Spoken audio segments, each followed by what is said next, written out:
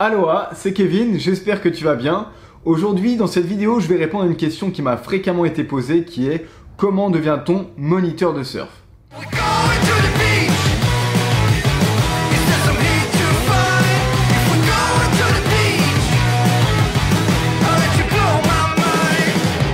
Eh bien, la bonne nouvelle, c'est que toutes les questions que tu te poses actuellement, c'est des questions que je me suis moi-même posées il n'y a pas si longtemps, puisque récemment, j'ai passé une formation pour devenir moniteur de surf à mon tour. Donc, je vais tenter dans cette vidéo de répondre un maximum à tes questions.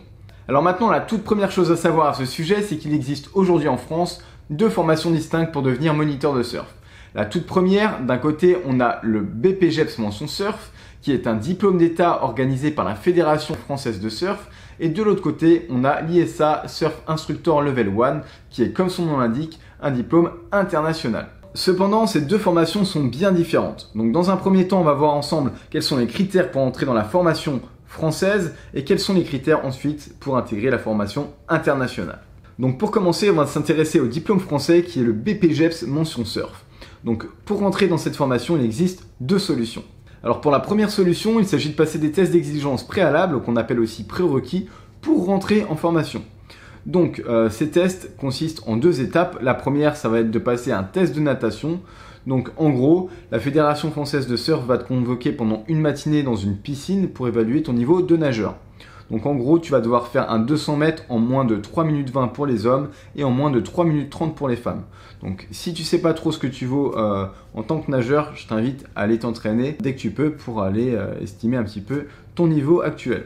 Alors ensuite, la deuxième étape, la partie surf, ça va être de te mettre en condition de compétition.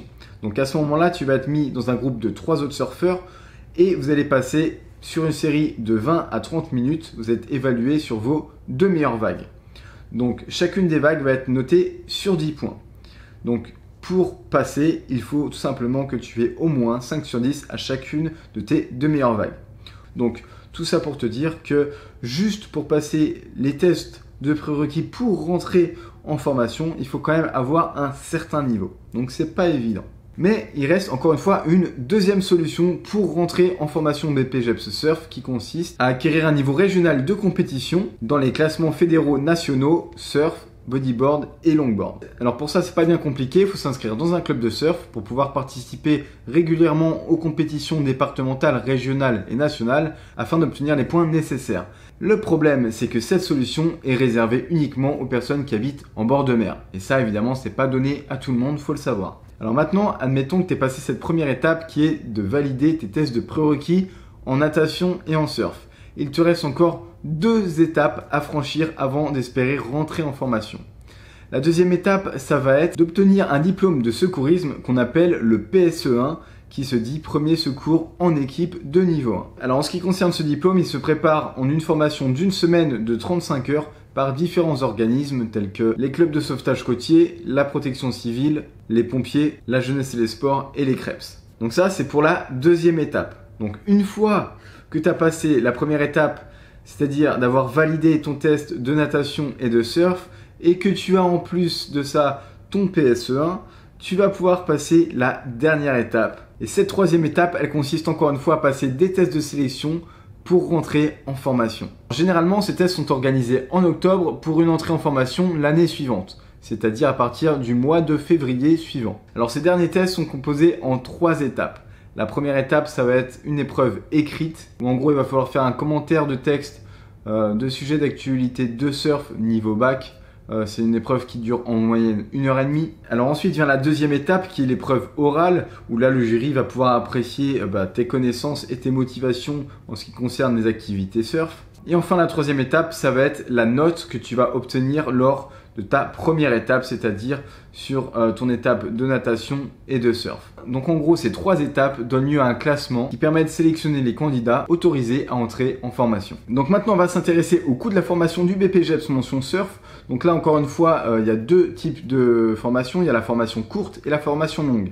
La formation courte concerne uniquement les personnes qui sont déjà inscrites en club de surf et qui font déjà de la compétition à l'année, qui ont collecté assez de points pour rentrer en formation. Donc pour toutes ces personnes-là, cette formation va coûter 4 788 €. Soit au total 5 mois de formation qui comptabilisent 399 heures.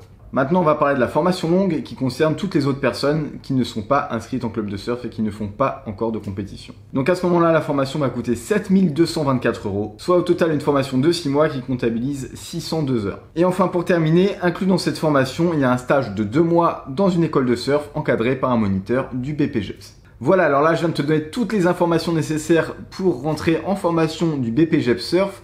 Maintenant on va s'intéresser à la formation internationale encadrée par l'International Surfing Association pour passer le diplôme Surf Instructor Level 1. Alors cette formation est bien différente de la première puisque comme son nom l'indique, elle est internationale. Du coup tu vas pouvoir passer cette formation dans plusieurs pays dans le monde.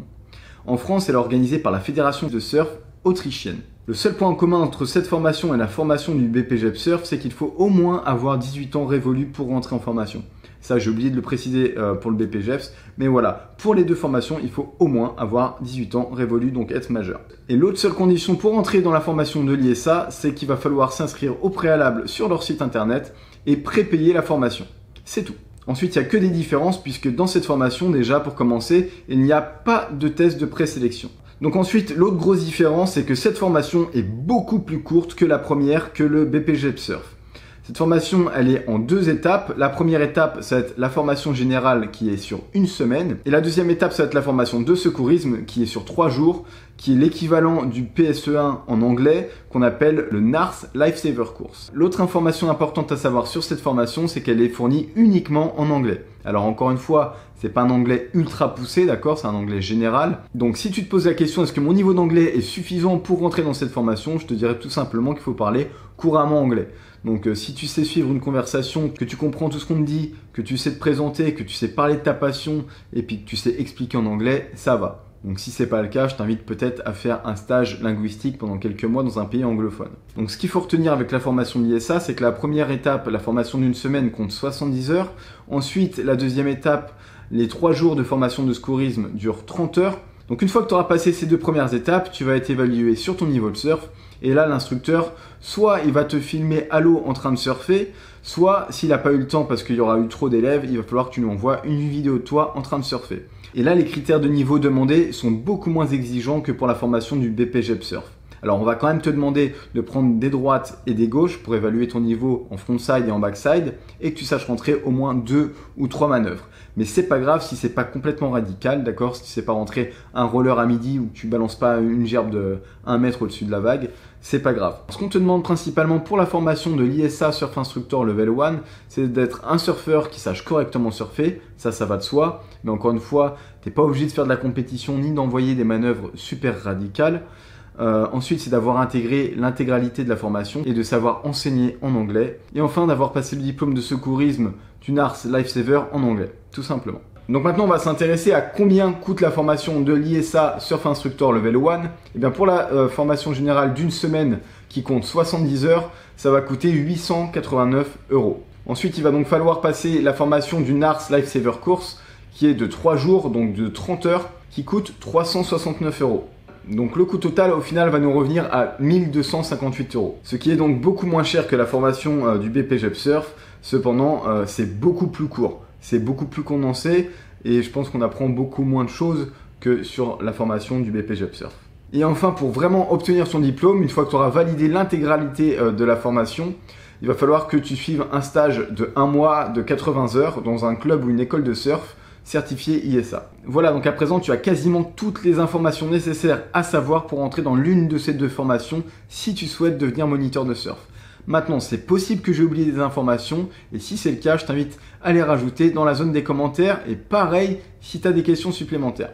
Alors si tu souhaites devenir moniteur de surf à ton tour, j'espère vraiment que cette vidéo t'aura aidé parce que j'ai quand même galéré à récolter toutes ces informations à droite à gauche et j'essaie de vraiment mettre un maximum d'infos possibles dans une seule vidéo. Maintenant, si tu veux savoir quelle formation j'ai suivie pour devenir moniteur de surf à mon tour, eh bien je vais te répondre. J'ai passé l'ISA Surf Instructor Level 1 que j'ai passé cet été à Vieux-Boucau dans les Landes. Et la simple raison pour laquelle j'ai suivi cette formation, c'est que je n'avais pas 8 mois devant moi à investir et je n'avais surtout pas le budget. Alors le budget pour le BPGEPS Mention Surf est quand même bien plus élevé, mais encore une fois, il peut être financé par l'État sur dossier en partenariat avec le Pôle emploi de ta région. Maintenant, si tu veux avoir mon avis sur la formation de l'ISA Surf Instructor Level 1, je vais te dire que dans l'ensemble, j'ai été très satisfait. J'ai eu de la chance, je suis tombé dans un super groupe, on était vraiment soudés, donc c'était très chaleureux. Le gros bonus, c'est que c'était multiculturel et c'est toujours très bénéfique de pouvoir partager sa passion avec d'autres surfeurs qui viennent d'autres horizons. Et sinon, sur l'encadrement, c'était très pro, c'était très pédagogique. Selon moi, c'était un peu court quand même, 10 jours, c'était très condensé, mais ça l'a fait, j'ai passé la formation, maintenant il me manque les 4 semaines de stage à faire dans une école de surf, dans un pays européen que je vais choisir, je sais pas encore, mais je te tiendrai au courant. Voilà, à présent c'est à toi de jouer, donc si tu souhaites devenir moniteur de surf un jour, j'espère vraiment que cette vidéo t'aura aidé. Donc ne lâche rien, continue de t'entraîner jour après jour. Et puis si tu as des questions, n'hésite pas à les mettre dans les commentaires. Ajoute-moi un pouce bleu si tu as aimé cette vidéo et partage-la un maximum autour de toi. Et puis si c'est pas déjà fait, tu peux toujours nous rejoindre en t'abonnant à ma chaîne. Sur ce, je te dis à très bientôt dans une prochaine vidéo. Prends soin de toi, ciao!